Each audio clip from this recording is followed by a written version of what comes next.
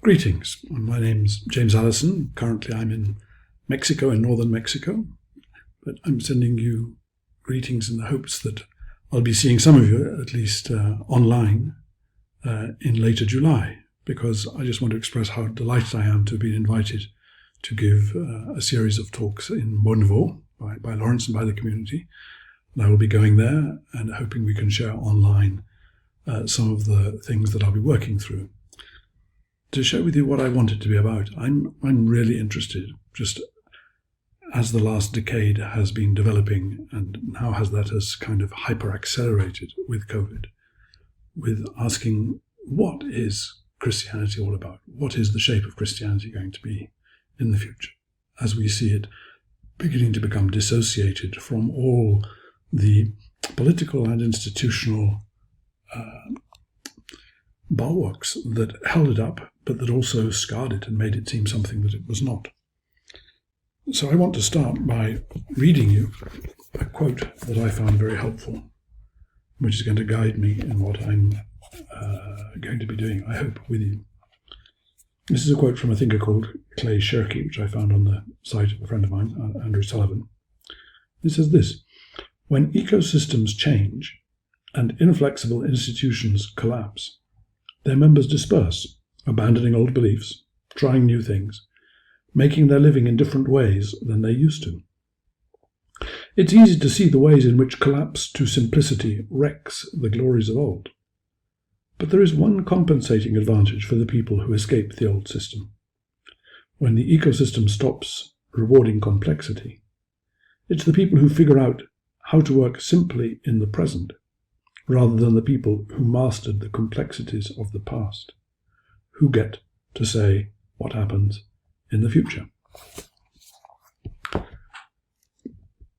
That makes a great deal of sense to me for what I think is central, at least, to my understanding of what it is to be a Christian now. We are in the process of rediscovering what Christianity is.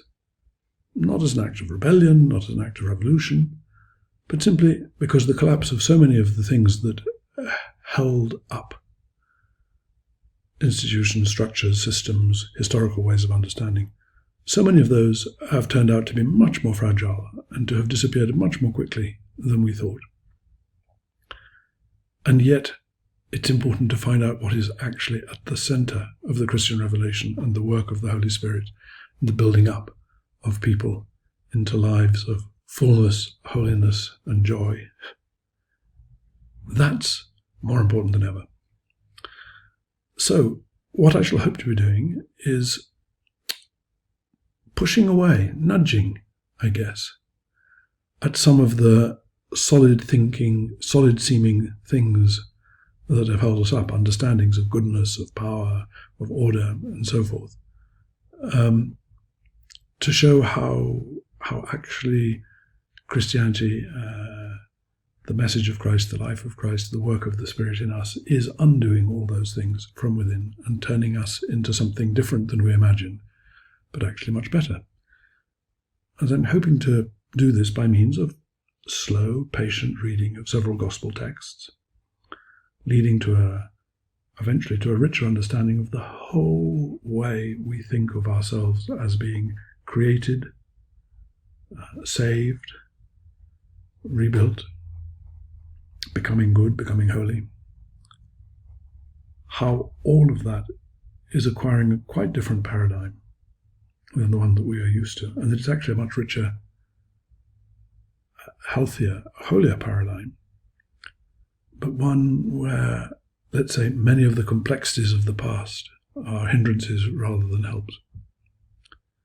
So, that's what I want to invite you into, to participate with me during the week of the 20th to the 26th, when I shall be at Bonnevaux, and I shall look forward to sharing with you online and maybe in person at that stage. Thank you very much indeed.